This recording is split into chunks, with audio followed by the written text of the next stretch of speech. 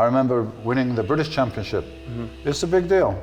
I won the British champion. I'm the best bodybuilder in the country. In England. Yes, but I came home to an apartment with no carpet on the floor. I had not a proper bed, just a mattress on the floor. It's almost like I knew I was going to do this. It sounds strange, but I knew, something inside me knew I was doing something special. And when I got to be bodybuilding, I was like, this is it.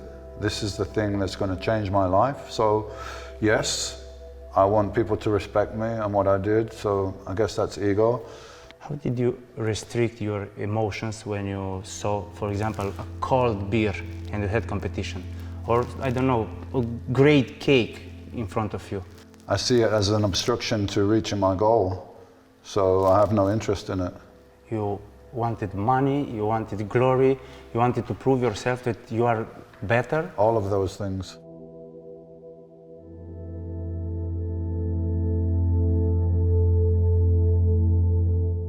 Hello, Dorian. Welcome to Mandachi Televijân. It's a huge honor for me to meet you here. It's like I met Arnold, Bruce Lee, Jean-Claude Van Damme. Thank you to be here. Thank you very much for having me on the show. Okay. Dorian, why did you choose the strongest sport in the world, bodybuilding? I'm not sure if I chose it or if it chose me, actually. I was doing karate. That was the first sport I did. And when I was doing karate, I was introduced to the weights. And I really felt it was me, you know? I kind of fell in love with it. And I was still at school at this point, but I left school, I left home, and I wasn't in the right, you know, circumstances, opportunity to do the sports. And I came back to it later. Why did I choose bodybuilding?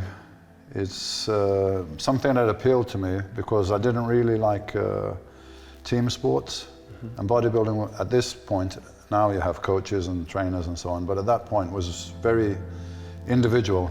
It's only you training, you have to discover the best way to train, the best nutrition, supplementations, all these things.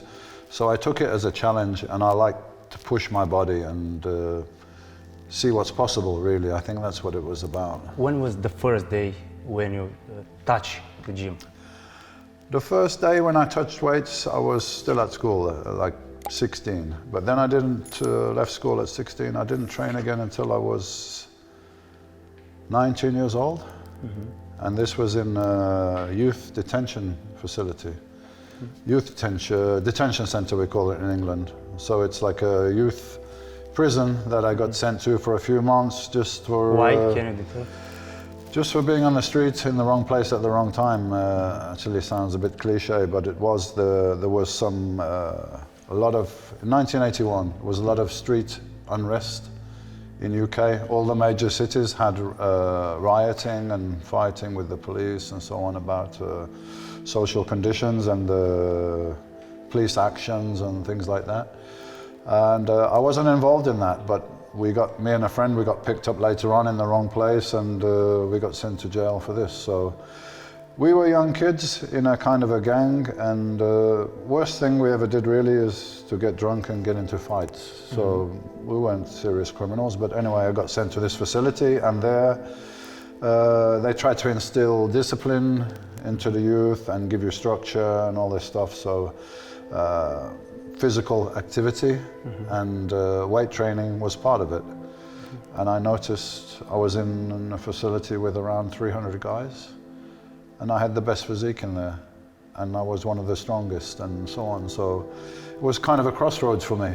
I have something here that I really love and I can be good at, or I can be coming back to jail. So I chose to pursue bodybuilding when I was able, when I had stability, when I had an apartment to live in, and I had a job for income. Then I said, okay, I'm going to start bodybuilding, and I'm going to make this into something like a profession. But why did you start it? You wanted money, you wanted glory, you wanted to prove yourself that you are better? All of those things, all of those things.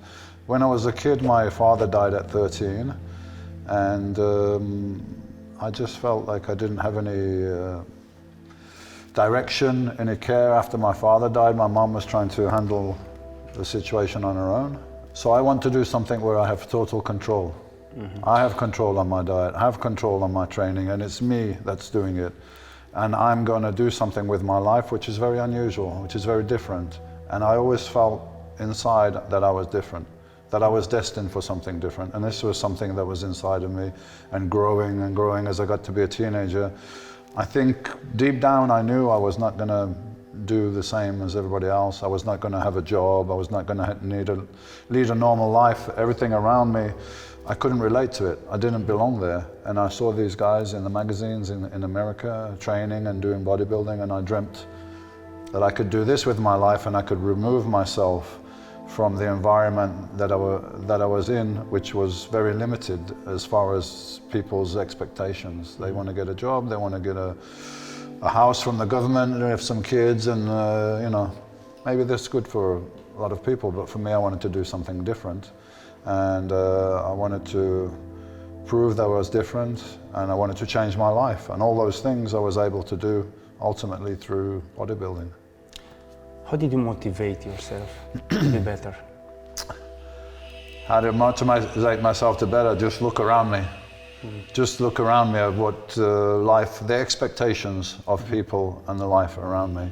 I couldn't relate to it. I knew there was something better and something different. And when I started bodybuilding, yes, I had an apartment. I remember winning the British Championship. It's a big deal. I won the British Champion. I'm the best bodybuilder in the country. In England. Yes. But I came home to an apartment with no carpet on the floor. I had not a proper bed, just a mattress on the floor. I had a TV that didn't work properly. And there's no TV stations outside my apartment. Asking for interview, there's no newspaper, there's no nothing. You know, I come home, I'm British champion, and I came home to the same circumstances, and but I knew if I kept going, I would be able to get out of that. So it was a combination of really changing my life and doing something special, and of course, finance is part of that, but I really believe if I put the amount of dedication and effort into business, for example, that I put into bodybuilding, I would be a billionaire now. Yes, you know? I always ask myself why the bodybuilders, professionals, are not billionaires. Because, because it's not a huge sport. It's a niche sport with a relatively small audience compared to soccer. Not to make money in sports, to make money in business, because you know to train yourself, to motivate yourself, to not to drink a beer, not to drink a Coke, not to go outside with the women in the clubs. Why these professionals are not billionaires? Because they are huge persons. Because they didn't put their energy into making money. They put their energy into building a physique, and maybe the byproduct of building that physique, they earn some okay money, but it's not too big compared to other sports. But you asked me, why did I do bodybuilding? Maybe if I found I was naturally very good with the football, I would have been a soccer player. You know, because you tend to go with what you're good at, and I was very naturally suited to bodybuilding, genetically, structurally, mentally, everything this was the sport for me. And I couldn't play football, I couldn't do basketball. Maybe if I was good at those sports, I would have gone down that road, but I was always interested in physicality, and I was always very, as a kid, I used to ride everywhere in my bike. One time at school, we had a competition to see how many times around the 400 meters track you can run. And everybody else finished at 15. So if I won 16 times round, I would be the best. But I didn't. I did 45 times around the track. And the teacher who was witnessing said, "You must stop now, Yates, because I have to go home." You know? So early on, I had something like physical resilience that's very unusual. How can teenagers discover the sports they are made for? They will know. If they're made for it, they will know. They will know. They will do it, and they will just say, "This is me." And they will have a natural talent towards it. And these things you can't, it's from God, you can't learn this. Should they try a lot of sports to discover the one? If that's what they want to do in life, they should, yes. But not everybody wants to be a sportsman. We all have our different goals. The main thing is, if you want to be good at something, then you have to put all your energy into this. You know this. If you run a business, you have to be all in with all your energy, all your thoughts, all your intentions towards that goal, whatever that is. And you have to have a talent for it as well. So let's say I liked basketball when I was young, but I could have practiced all day long. I would never be a great basketball player because I don't have that innate talent. So you have to have that in whatever sport. If it's going to be soccer or basketball or running or bodybuilding or anything, you have to have a natural talent towards it, and that usually becomes pretty obvious early on. How much did you train daily? Good question, and I'm going to give you a surprising answer because this is what everyone expects me to say something 5 hours? different. 4 hours a week maximum with weights per week. Per week. 4 hours? You see? 4 Your hours? reaction is confused. 4 hours a week. When? 1 hour a day. When you were a kid or? No, when I was Mr. Olympia, I was doing 1 hour, it's impossible. 4 times a week. It's impossible. Yeah, but it's 4 not impossible 4 because hours I'm sitting here and I'm telling you. In 1 week? Yes. When you were on my posters in my room? Yes.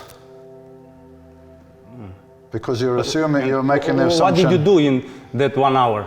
Some very, very intense training that if you do it with me, you're probably going to throw up within the hour. Because the key to muscle growth, the key to bodybuilding is the intensity of the training, not the length, the volume of the training. So I'm shocked. Did you have breaks or you? I don't understand. 1 hour and Yeah, you are Mr. Olympia. exactly. And the other guys were training much more than this. And that's not efficient. For example, Ronnie Coleman, how much did He probably trained for maybe 2 hours a day, 6 days a week.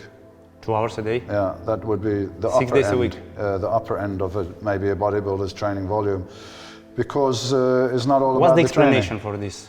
The explanation is the key to trigger muscle growth is the intensity of the exercise. So you're going to take the exercise to the absolute limit, the absolute failure, but then you have to recover from it. So very short, hard, intense workouts is the key. And if it was the volume of training, I would train 10 hours a day, 12 hours a day, but that's not the way to build muscle. It's short workouts. And I was Mr. Olympia training 4 times a week for 1 hour. So nobody needs to do more than that. I tell people, and I've proven it many times to people, if you have 30 or 40 minutes twice a week, you can totally change your physique, your health, your life. That's all you I'm need. training 5 days a week, 1 hour, Yeah. 50 minutes. And Okay, look at well- me, look at me, look at my muscles. Well, next time I come and we have time, we go in the gym and I show you, because we can talk about it all day long. But when you go in the gym and you train with me, you're going to understand. Because after 45 minutes, you're going to be on the floor, you're going to want to throw up. That's how hard you have to train. And then the rest of the job for a bodybuilder is outside the gym. It's not, oh, I train for an hour a day and I'm finished. Got to eat 6 times a day. Got to sleep 10 hours a day. Have to take supplementation, all this stuff. Rest, enough rest outside the gym. Got to control your stress levels so that you can recover from the training, so that you're calm. Most of the job in bodybuilding is outside the gym. To recover from this training. When you go to the training, you're beating yourself up, you're damaging your body, you're breaking it down, and then it's going to rebuild. And you need time, and you need food and rest for this. So I'm not able to sleep enough. What should I do to rest? Okay, I'm training. Yeah. I don't speak about my training in your face in 1 meter. But Well, normally what's wrong with this? Normally when you can't sleep, it's because your nervous system is overstimulated. This could be from training, but I doubt it. If you're just training 1 hour, then it's normally mental. You know, you have businesses, you have many things going on, and it would be my guess that you need to keep your stress levels down and calm your mind. So meditation is a great tool. How did you calm your mind before the competition? Well, a competition, when I was competing, is basically something that's on my mind every day of the year before I get to the competition. And I'm visualizing myself at the competition, how I'm going to behave, how I'm going to be, how's my mood going to be. This is important, but when I went to a competition, I was always feeling very confident because I know that I did absolutely 100% that I could for that competition. I couldn't do any more. I couldn't be any more strict with my diet. I couldn't be any more correct with the training.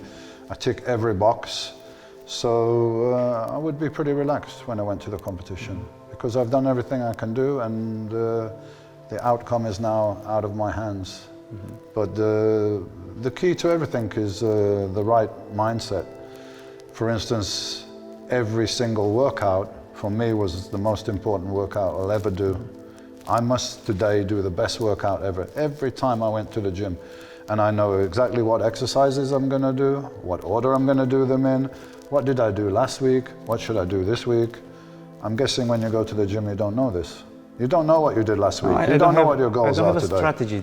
Did you have strategies? Absolutely, yes. You have to have a strategy. You can't be the best at anything without having a strategy. Do you have a strategy for your business? Business, yes, a plan. You have a business plan? Of course. You have projections? Yes. It's exactly the same with the body. And keeping records of the workout. If you change something, change the workout or change the diet, you make a note. And then you analyze, you see, is this positive or this is negative? If it's negative, it's gone. Everything's a strategy. It's like a military planning for everything. How did you feel to be the strongest man in the world? Not the strongest, the biggest. Did you feel the strongest or the biggest?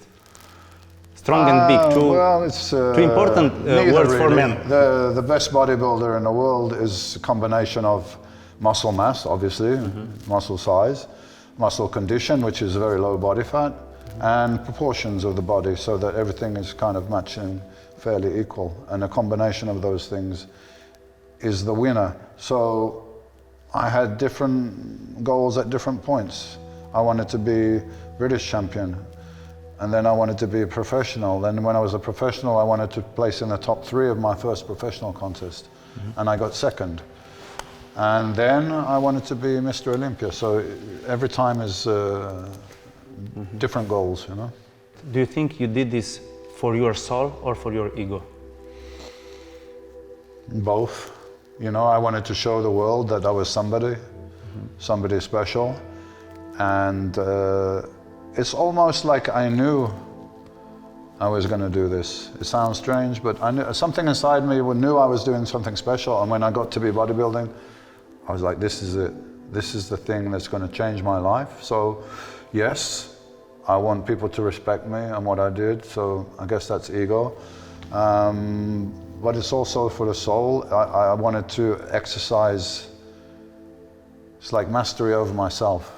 You know, mastery over your, wow, this exercise, this training is really hard. I don't want to do it. No, I'm going to do it. Oh, I'm feeling really hungry and tired and I want to eat this thing. No, I can't eat this thing now. It's control over myself. And now I see the whole thing from a different perspective. That winning Mr. Olympia 6 times gives me a platform. People listen to me. I'm sitting here and you're talking to me now because I'm 6 times Mr. Olympia. If I wasn't, I wouldn't be sitting here, I wouldn't be talking to you. So I wouldn't have a voice. Now I have a voice, and I talk on many subjects, and the goal is to try to help people. I'm fortunate enough that I was able to do this. I did a lot of work, but I had the physical tools and everything like that to be able to achieve this. Now I have a platform, I'm talking, and I try to spread some love, some positivity, some knowledge to the people that's listening and inspire them to be better and talk about myself. Not just the good things, the bad things as well, the dark things. And people can relate to that, and it helps them on their journey to see that, hey, you know, I'm not the only one here that's depressed or suffering or having problems or having losses. It can happen to all of us. And if they see somebody like me saying, hey, it happened to me, it's easier for them, I think. Have you ever hate yourself? Hate? No. Feel hate? When you look into the mirror. No, I never feel hate. You love yourself. Yeah, well, you have a good I don't hate myself anyway, yeah. I feel good. I feel good, I even feel good now. And people say, hey, you were this guy, you know, the bodybuilder, huge Mr. Olympia, you don't miss to be that guy now, you're not so big, and not at all. I don't know why sometimes when I'm looking to these bodybuilders, I feel I see kind of victims. I don't know why I feel this. Well, I don't know. I mean, everybody has their own story. You know, some people start from a point of lacking. I'm not big enough, I'm not strong enough, or something like that. But it wasn't the case for me, because I was already bigger and stronger than my friends. So I was not coming from that. I was coming from, I want to do something with my life. I want to be something more than is around me, and that the whole world is, I can be anything I want. The whole world is full of potential, and I found the thing. And with bodybuilding, okay, I earned some money. It's not like a football player, but the one thing I had was I've traveled all around the world, and I know people. I can still go now if I want to go to China or Japan or Brazil or Australia. I have friends there all around the world, because there's a community of bodybuilding, and professional bodybuilders. We travel around to make appearances and seminars in different countries. So I achieved my goal of this kid from Birmingham in UK wants to travel all around the world, and how I'm going to do that. I did it, and I have friends as well. So when you go to a country and you have friends there, it's different from going even as a tourist. So I would never have done that without bodybuilding. Why do you think the men and the boys love muscles, and why the women tell that they don't like boys with huge muscles? Well, you know, it's strength is associated with masculinity, right? We're men, and in the past we had to hunt or we had to fight battles. That was the role of the men, and you have to protect the family. So strength, fighting skills, all these things is seen as a sign of masculinity. So a lot of guys want to lift weights to get bigger and stronger because of this. And as far as the women going, look, if you go out into the street now and you take a picture of a bodybuilder in a contest condition with all the veins sticking out like this, and you say to women, do you like that? They go, oh, no, I don't like that. But it's a different story when you're just with your clothes on or something like that, you know, not in this extreme conditions. So I think women like guys that are in shape and they're fit, but bodybuilding, competitive bodybuilding is an absolute extreme. So maybe it's too much for a lot of people, and women included. How did you restrict your emotions when you saw, for example, a cold beer and you had competition? Or, I don't know, a great cake in front of you? How did you stop? How could you train yourself not to see this? I see it, but it depends how I see it. I see it as an enemy. I see it as an obstruction to reaching my goal. So I have no interest in it. But I also see the same. It's an enemy, but I'm eating it. Yeah, but it's like, for me, my life depended on it. Why?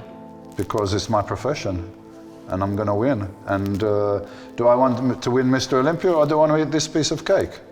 Easy choice. I'm going to take Mr. Olympia. So that's how you have to look at it. Maybe it's more difficult for the average person, but your goal has to be greater than the temptation. If it's not, you won't do it. Yeah. So I didn't go out at night. I didn't go drinking. I didn't go chasing women. I didn't eat the cake. I give many things up, many sacrifices to achieve the goal. And for me, it's a simple question. Is your goal greater than this? Yes. Okay, then I don't do that. You know? What would you say to someone who, for example, it's like an internal pride. Internal pride. You know, internal pride. Like I'm weak, and I'm failing if I'm going to eat that piece of cake. Let the other guy eat it, who's going to be second to me, or third, or fourth, or whatever it is. How could you convince a man who is smoking to stop it? I can't. He has to convince himself. I can give him information, but I mean, it's not difficult. Everybody knows smoking is bad for you. So it's their choice. I'm not trying to convince anybody about anything.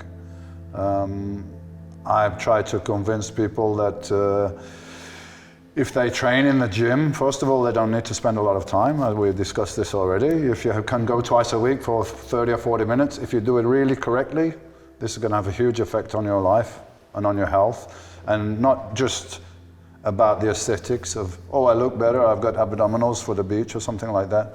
I'm talking about mental health. Yeah, human beings throughout the whole evolution, they had to be physical. They had to work, they had to hunt, they had to do something. Our body is designed to do that. And our mind is designed to be engaged in some kind of challenge. When life is too easy and we can just sit on the TV and eat pizza and watch, you're not going to be functioning physically or mentally at your best. And your experience of life is not going to be so good if your body's not working. This is the only thing we're moving around in, right? It's like we're the driver, but this is a car. And if your car is breaking down and one tire is flat and so on, it's not going to be a very nice drive. So that's the comparison I make. A lot of experts say that the fight is in the kitchen, not in the gym. What do you think? It's both. You know, you have to train hard to stimulate growth. Okay, when you first start going to the gym, your body's not used to it. So the first 6 months or maybe it's 12 months, you're going to get results without really, pushing to the limit. But after that, you have to push to the limit to stimulate that reaction in the body. Your body doesn't change for no reason. Muscle growth is a reaction to stress. So let's say that you're doing an exercise with 50 kilos. Okay. You went to the gym last week and you did an exercise with 50 kilos. If I come back next year and I say, hey, Stefan, how are you? How much weight you're lifting in this exercise? And you tell me, 50 kilos. I guarantee you will look exactly the same. There will be no change. You have to always put more stress, more weights, etc., to get the change. And then you're damaging yourself when you're in the gym, in a way. Afterwards, you have to recover, you have to repair. You don't build a house without the bricks. You can't build muscle without protein, without sufficient calories.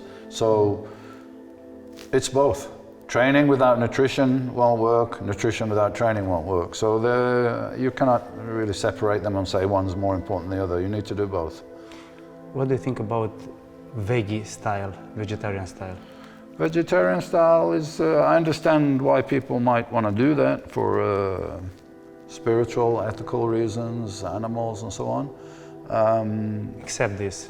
If you're talking about functionality, then yes. you're making it really, can I make muscles really difficult. Meat? Really difficult. Okay. Yes, maybe you can do it if you take a lot of protein supplements. Otherwise, you're not going to be able to get sufficient protein to recover from your workouts. Yes, you got protein in lentils and beans and rice and broccoli and stuff like that, but in order to get sufficient protein, you will be eating way too much carbohydrates and then you'll put on the fat. So just being neutral on it, not being any morality here or anything like that, then you're gonna have a hard time doing that. What's the importance of dreaming, to have dreams in your life? A dream is a goal, and if you want anything, first of all, you have to imagine it. You have to believe that it's going to happen, and you have to direct your thoughts to that. I pretty much was thinking about bodybuilding 24 hours a day, because even when I was sleeping, sometimes I was dreaming I was in a workout, or I was dreaming I was in a competition. So, I had no rest. Even when I was sleeping, I was thinking about it, so it happened. But there are people out there with dreams that don't happen as well. They have to have it's like the physical and the mental side of it.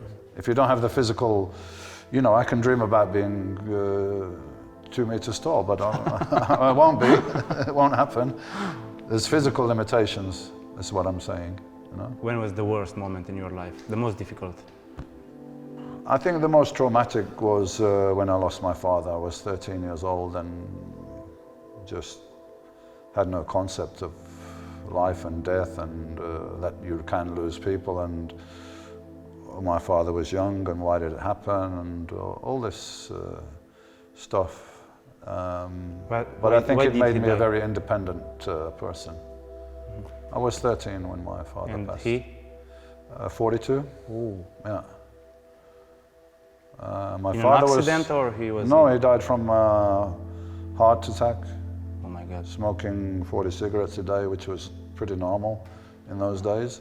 So my father died when He was I was... big? No, He he was was big? not from the gym. I got my genetics, if you like, from my mother. My mother had really a physique with never going to the gym. She rode horses, but she just had that structure of wide shoulders and long legs, and she was very muscular. Naturally, it was just genetic. So I got the genes from there. Maybe you felt weak when your father died and you wanted to prove him that you can become strong? Could be something to do with it, yeah. You know, I think every boy wants their father to be proud of them. So maybe I wanted to show my father that wasn't there. Maybe I wanted to show the world, you know, what I can do, and a little bit like to the world. You know, I used a lot of anger in my workouts, which could have been a bad thing for me. A lot of young guys, they're angry, they're confused, and they're getting into violence and criminality and gangs. It was a turning point for me when I went to the detention center, which way I'm going to go. Did you think about your father when you were training? Not consciously, no, I don't think so. Mm-hmm. How do you feel now? You are 60. Yeah. You're afraid? I feel great. What's to be afraid of? I don't know. Not to be young. No. You know... You're in shape now? I think my body feels like it's 40.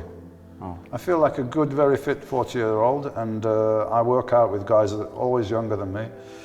And I have this test. We go up the mountain in the bike, with the bikes, mountain bikes up in Spain.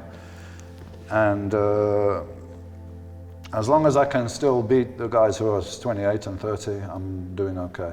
So Oh my God. I feel great. How much man. do you train now? I do lightweight training because I have shoulder injuries, so I can't lift too much weight. I do upper body once a week, lower body once a week. I do Pilates or yoga once or twice a week, which is more about the mobility and the stretching. And I do some cardio work on the bike. So I do a little bit mobility, stretching, a little bit strength, a little bit cardio. I do a mix. And what about your food now? My food now is, I do intermittent fasting, so I only eat twice a day from maybe 2 or 3 o'clock and then 7 or 8 o'clock. So I have 2 meals a day. And Why it's important now not to eat a lot? You say 2 times a day. Because I used to eat a lot, 6 times a day, and it's not the healthiest thing to do for a long term. So now my whole reason to train now is not to look a certain way, is to be as healthy as possible and to have a good quality of life as I'm getting older. I would like to be able to go hiking in the mountains and ride my bike and do all these things when I'm 70 or 75 or whatever, you know, God willing, if I get to that point. When you did win Mr. Olympia, what about your relationships with your wife? My wife was very supportive of the whole process. And we had a son as well. I mean, very early, before I even started lifting weights, we had a son very early. So we became a family unit after a few years, and we worked as a team. You know, she understood what I was doing. Plus, I was very successful very quickly. Literally from my first contest, you know, I went to a novice contest, and I was told, like, what the hell are you doing in the novices? Who are you? Where did you come from? You're the best bodybuilder in the country. I was like, what? I didn't believe it. Now I see the pictures, now I can see what they're talking about. So it was important, or it's important to have a woman near you to support you? It's important to have support.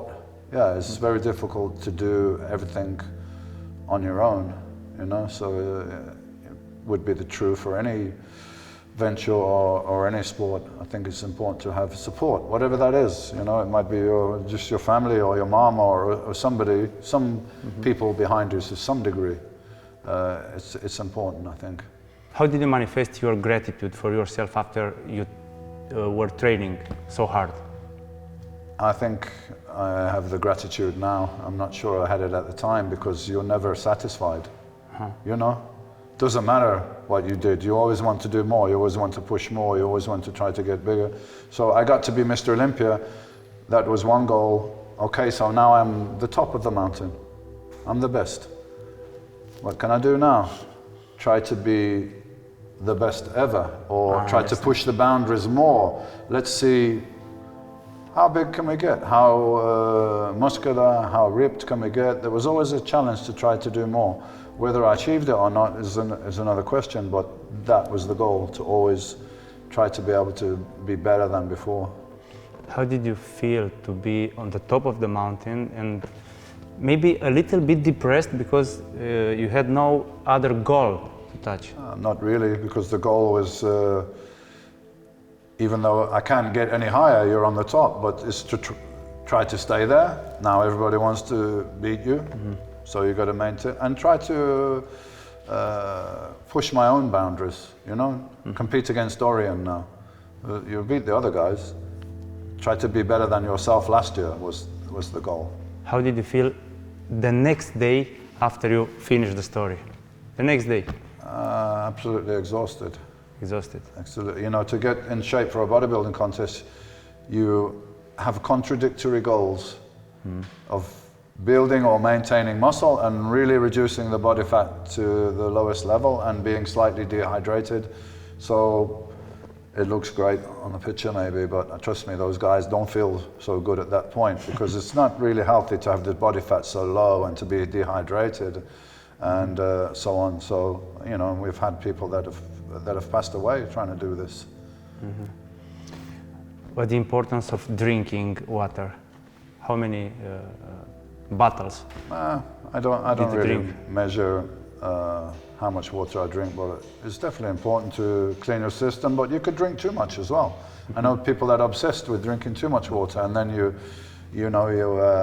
losing electrolytes and minerals with too much water. So I never had like I must drink this much a day. I just simply drink water when I'm... Because everybody tells that water is the most important in this process. Water, you sleeping... mean to get ready for a competition? No, in general. Well, I just drink water when I'm thirsty. I didn't have I must drink X amount a day. It was not very important for me. Can we speak a little bit about visualization, because it's very important for me? Yeah. Can you describe the process of visualization? Okay, so what does it mean to a professional? Well, it's like making a movie in your mind. So I would use my records that I had from the gym. This is what I did last week. Okay, so I've got everything that I did last week in this workout. So I take some time, I sit down, I look, this is what I did last week. Okay, this is what I'm going to do today, and I picture it in my mind. I'm there in the gym, I'm there, I'm wearing this shirt, I'm wearing these clothes. What I'm going to wear today. Did you describe in details? Yes, details is important.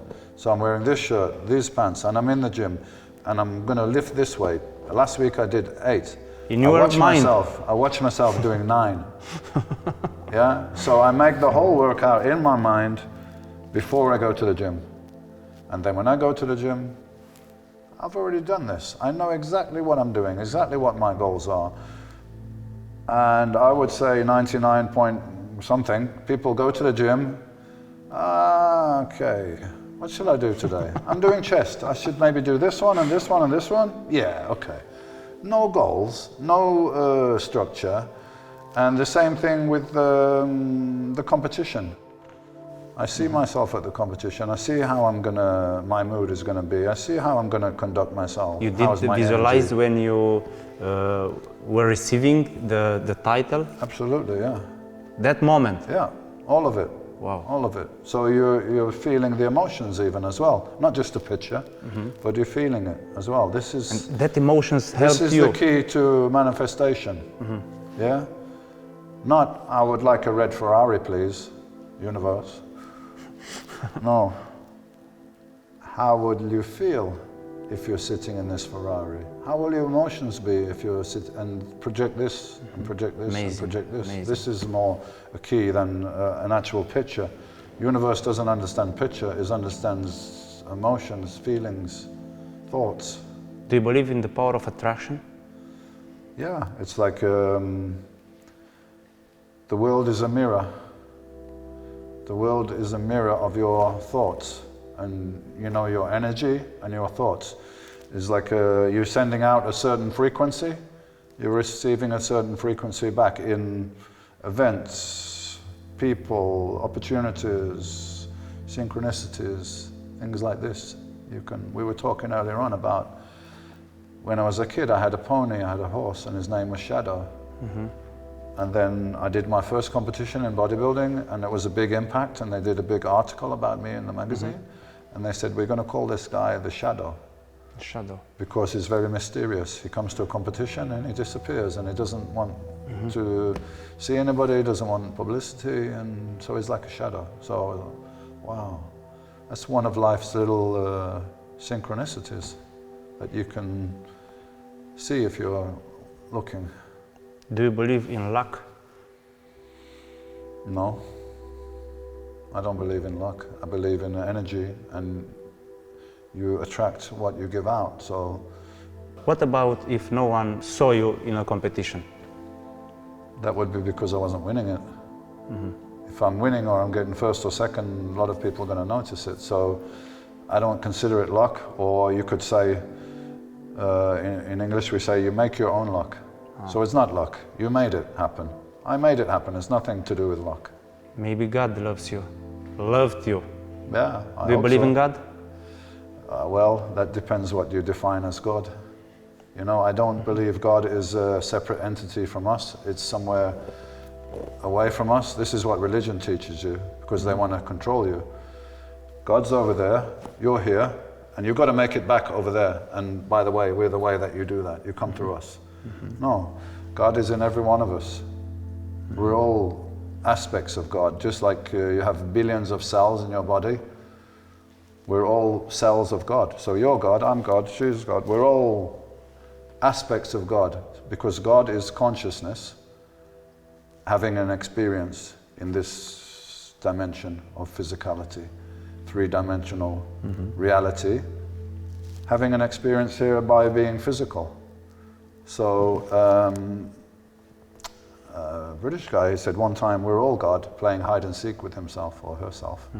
You know, so we're God, but we forgot that we're God, because if we knew, there would be no game here. This game would be pointless. Before the competition, did you pray?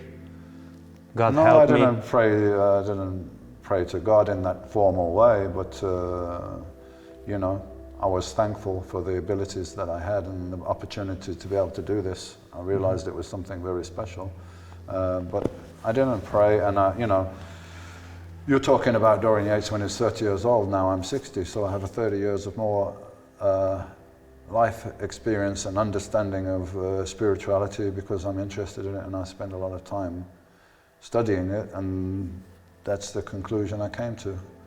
Like, we're all the same thing. There's no separation. We're not different. We think we are different, separate, living separate lives, separate experiences, but it's all going to the same place, the same mainframe, if you like. What's your biggest fear now? I don't have fear.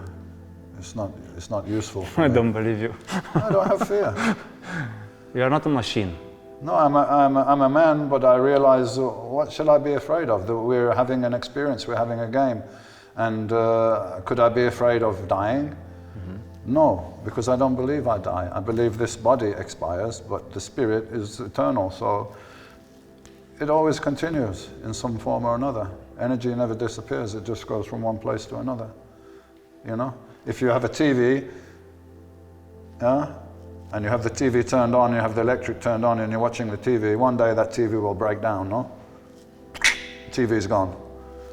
But the power, the electric that powered the TV is always there. That's the same, that's my belief. So I don't see the point to be afraid of anything. What the heaven looks like to you? It's not a place, it's just absolute... It's not a gym. No. No. It's not heaven's not physical, so how can it be a gym? It's not physical, it's... Metaphoric. It's consciousness. God is consciousness. And we're consciousness in a 3D physical reality, having an experience here for learning some things and some lessons, and then we move on. So I'm actually looking forward to go to the next episode. Your wiseness is at 60, but when you were at 30, Yeah. you were not conscious enough. No, not to this level. No, you know, if I had the same level of consciousness at 30 and I had the same at 60, I think I must have wasted 30 years. We're here to evolve, to develop, to learn, and that's the adventure, right? Mm-hmm. Life's an adventure. There's always going to be something else to learn, and you're always going to be learning. So I'm not sitting here saying I know everything. I'm just saying this is what I know. This is what I understand from now, from my point of view. How do you succeed in living the moment? I see you are very relaxed, you look to be happy, Yeah. I don't know, meditative, healthy. How do you do? I've done a lot of work on myself, on my spirit, on my traumas, on my fears. I meditate. I've done a lot of work with psychedelics, with ayahuasca. I had my own ayahuasca camps. I've done about 20 ayahuasca ceremonies. You have 20 ayahuasca? Yeah, 20 ceremonies, like 20 you days. recommend it?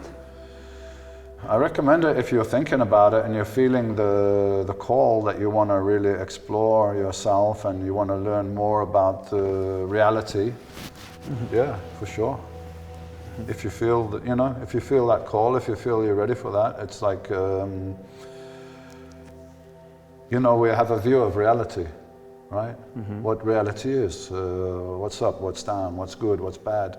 And this information comes from your life experience and whatever information you've been given by your parents, by your society, by the schools and everything like that. And you have a picture of reality, that this is like this and that. When you do psychedelics, this box that you have around your head is totally blown away. And you have the ability to have your own mind open to much more information, and you're shown a lot of things that will advance your spirit and may be helpful to you, and maybe you're reviewing traumas or even, you know, a lot of things that affect us and traumas are in the subconscious. So how can you deal with something if you don't see it?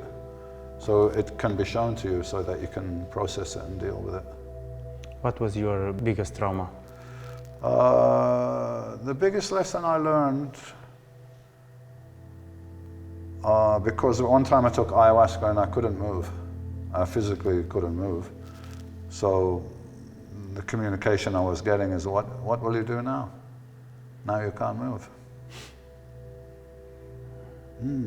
I have to ask for help. Yes. Big challenge for you, eh? Strongest man in the world to ask for help. Now you can't move. We took away your physicality. We took away your armor, which, you know, build all this muscle and this strength. It's kind of, in a way, it's an armor, like to protect yourself. So we take all that away. Who are you now? What are you going to do? And I had to ask for help from a little girl. Please, can you help me? Can you guys help me to get up? Can you help me? I'm feeling sick. And it was a lesson for me that it's okay to ask for help sometimes, because all my life I tried to be the strong one and help other people, but I don't need help, and you know. It's amazing. Yeah. So that was shown to me. That was a valuable lesson.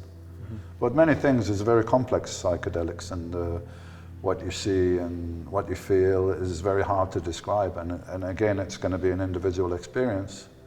So I might have a totally different experience to you at the time. I have a question for you. Do you think you have to suffer to become wise? You have to suffer to understand, to be more conscious? Well, all the times in my life when I've suffered, I would have do anything for this not to be happening right now. I don't want to be here, I don't want this to happen.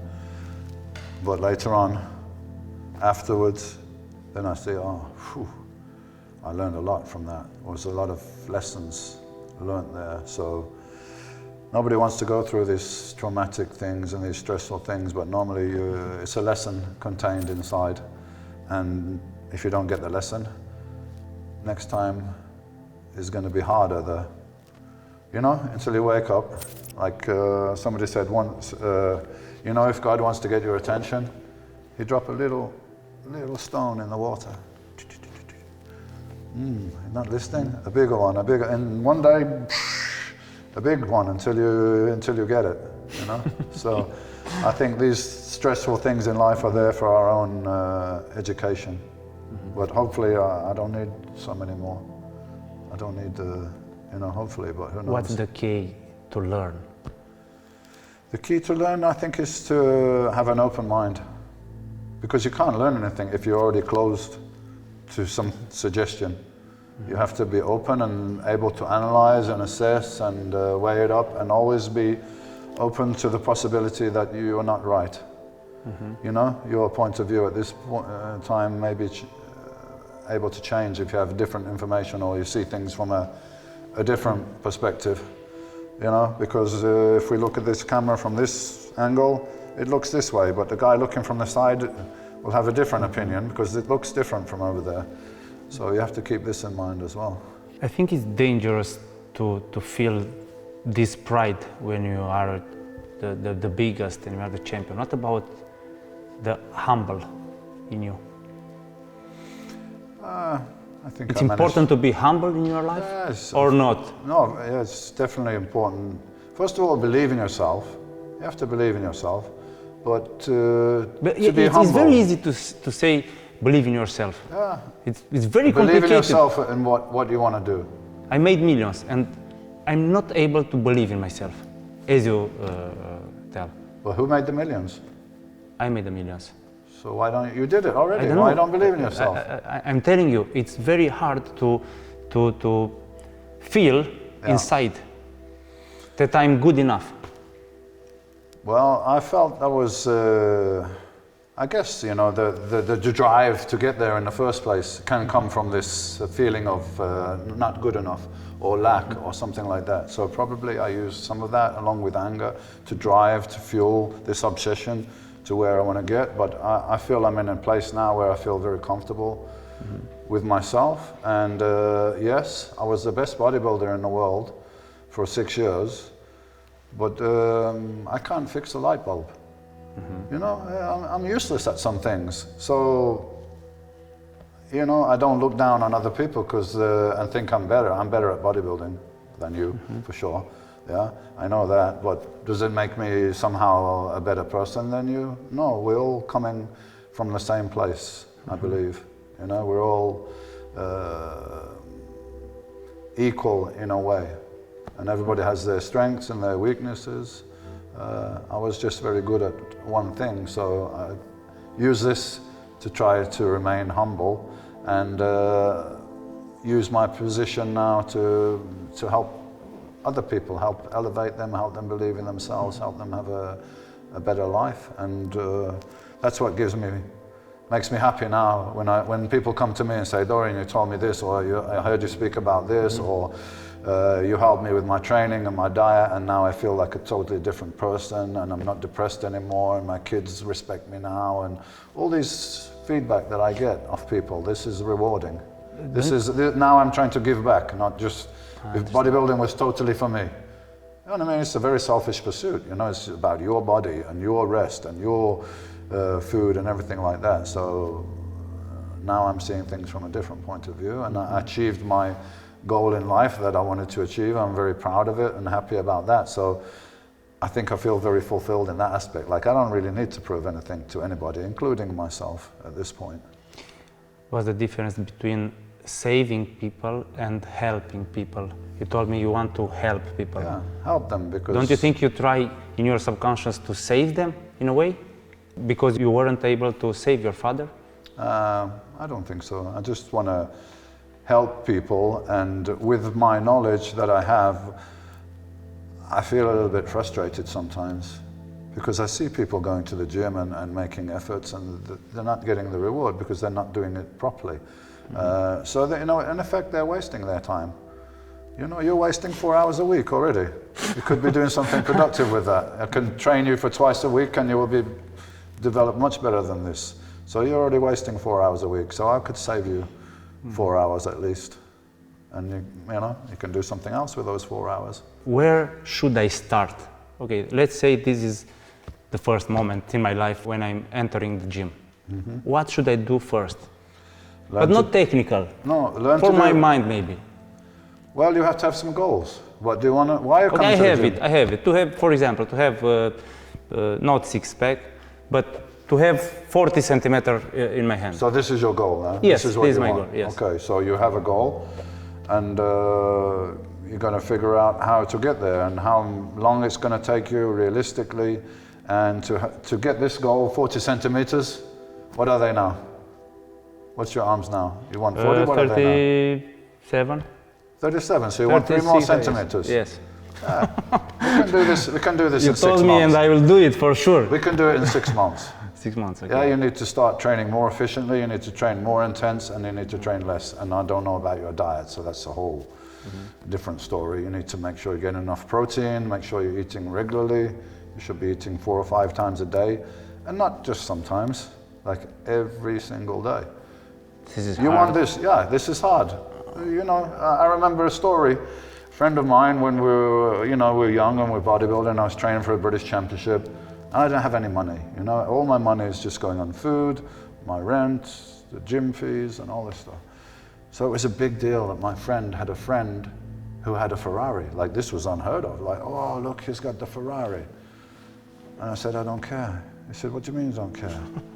I said, the Ferrari, you can buy it. This 40 centimeters arms, you can't buy this. You've got to put the work in, you've got to do it, you know? So you want something, it has value, you've got to pay the price. This time not in money, this time in dedication and hard work and everything. And you can do it, it just depends if you're prepared to do what it takes, if you have the commitment to do it. And no, you can't miss a meal today because you're too busy. No. If you do this, you're not going to get your goal. So you have to decide, this is what I would have to do to get to this goal. I'll have to go and train very hard 3 times a week. I would have to eat 4 or 5 times a day. I will have to eat at least 200 grams of protein a day. And I will have to do it every single day, and I'll have no excuses. Then you get to your goal. If you don't, then you won't. Yes, but my brain says to me, it's a sacrifice. You have to sacrifice. You have to sacrifice something. Oh, you want the Ferrari, you have to sacrifice 200,000 euros. If you want the Ferrari, you want the biceps, you have to sacrifice some time and effort. And this is the truth. If you're not prepared to do it, be honest with yourself. I'm not prepared to put in that work. I'd like the 20 centimeter arms, but I'm not prepared to put in the work, so I'm not going to get them. It's up to you. You want it or you don't want it. What should I do when I feel guilty? It kills me when I feel guilty. What do you feel guilty about? Because I've not been into the gym, because I'm not training enough, etc. But you need to sit down and decide if this is a priority for you or not. You know, it's no good feeling guilty. Like, just sit down and say, do I want to do this, yes or no? Or I'm just going to accept that I do some training and I eat okay and I'll stay how I am. For me, it's logic, it's simple. You make a decision and you do it or you don't do it. And don't, you know, if you commit to doing it and then you don't do it, yeah, then you should feel guilty because you made a commitment for yourself. But you're a guy who's already built a business, you've done many things, so you're inside, you already know the process. You already know if I want to open another restaurant, if I want to open another business, I know what's required. I must spend this much time, I must do this, I must do that. Otherwise my business will fail, right? If you're not taking care of your business, it will fail. If you don't take care of your training, you're not going to reach your goals. So it's a matter of, is this important enough for me to put the time and effort in? And be honest, yes or no. If it's yes, do it, go for it. Cook your meals the night before, 5 meals, put them in boxes, bring them with you. No excuses, I'm too busy, and you know. It requires effort, it requires time, it requires planning. I can do it, of course I can do it. You can do it if you want to do it. It's all a matter of if your desire is enough. Do you think money is motivation, real motivation? Yes, because money is a tool to change your life, to give you more freedom. So to a degree, it's a motivation, but in my experience, people that make it their only motivation, they're never happy because money is made of numbers and numbers is never ending. It can keep going, keep going, keep going. So if you're looking, I don't know in Romanian if it makes sense, but in English, you're looking for the gold at the end of the rainbow.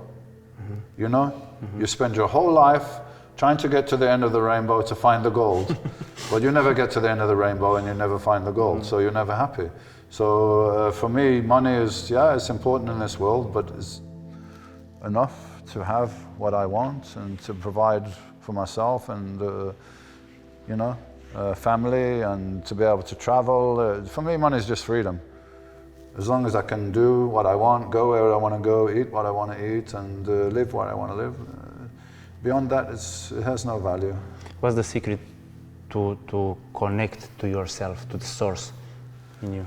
I think this ongoing process to find out who you are, you know, who are you really?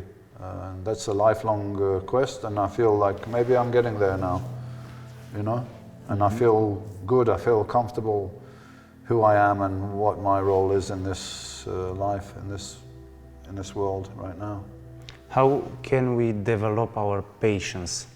Because when you are trying to become world champion, it doesn't matter the area, you have to be patient. Well, you have to be patient, but not too patient. You know? I'm not a world champion is a huge, you know, if you're just starting out, world champion is a huge thing, a huge goal, and it's so far away. So it's like climbing the mountain, you know? A mountain is so big you can't even see the top, it's in the clouds somewhere. So you have to say, yeah, I want to get to the top of this mountain, which is in the clouds, one day, but how do I get there? I get there by getting to here, you know, base camp. And then from there, I get to there, and plan each step along the way. So you're focusing on these steps, little steps, little steps, little steps, so that one day you get there. If you're sitting at the bottom of the mountain and you say, I want to get there, but come on, look how far away it is. It's in the clouds, I can't even see it. There's no way I'm going to do this. So you have to break it down into steps along the way. And then you reach step one, and you're like, wow, look, I reached step one, I did that. So I can get to two. Two is not so hard, and three, and so on. That's how you get there. If you're just looking at the destination from the beginning, it's overwhelming, really. And after we arrive on the top of the mountain, we want to move that mountain, to move. Maybe you should just sit at the top and I'm at the top, you know? Or maybe you're going to find another mountain to climb afterwards, you know? But why? We are working a lot to touch the top of the mountain. Yeah. Work all our life, okay? And finally we arrive there. Why, when we arrive there, we are not able to be happy there? Because you got to enjoy the journey. You know, the journey, not just getting there. The journey is a lesson. All along the way, you're learning things, you're developing more character, more knowledge, more strength. Every time you achieve something, you're getting stronger. But you have to also enjoy it, otherwise what's the point, you know? Enjoy your achievements, be proud of your achievements, because you did them for a reason, you know? You opened restaurants because you wanted to open restaurants, so great. I hope it brings you good quality of life and much satisfaction that you've achieved these goals, and you can, you know, be happy inside yourself. Yeah, I give everything and I did a good job, and I think that's rewarding in itself. What was the importance of animals in your life and well, you in know, your success yeah, for life? I grew up with animals because I grew up on a small farm. We had a few horses and chickens, and I had some ducks and dogs and cats and all that stuff. And then you know, I moved to the city, and I had a couple of dogs, and but I kind of lost touch with it. And then as I've got older now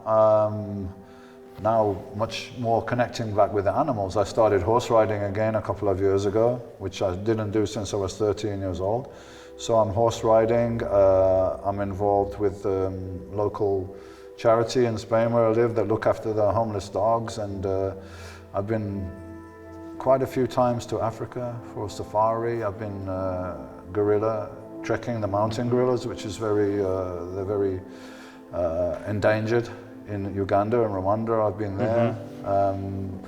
So I just love animals, and I love that connection with the animals that they're so, I feel like they're just pure, you know. And I have a dog, I have a cat at home, And in the future, maybe I like to get a horse again. And I just love the contact with the animals, the kind of communication and so on. I find them just very pure. Okay. You know? Dorian, what is the city you love the most? Wow, that's it's difficult. I really love where I live in Marbella in Spain. Cities that I like to visit, it's very difficult to single out one. I like London. I like Amsterdam. I mean, New York is New York. It's an amazing place. And my wife's from Brazil, so we spend some time in Rio, in Brazil. So there's a few places that I really like. So I want to invite you in one of the most beautiful area in the world, Suceava. Suceava, yes. Okay, where is that? In Romania, I guess? Yes, in Romania, of course. Okay. Can I ride a bike there? Yes, of course. All right, then. You'll love Suceava. I'll come ride my Will bike you come in there? Suceava. If I have time, yeah. And you bring me there. I'll come take a look at it. As long as it's not cold. It's cold, but it's fine. You will In the love summer I come. it. Okay, thank you a lot for Thanks for having me being on the show. Thank you. Hope people enjoy it.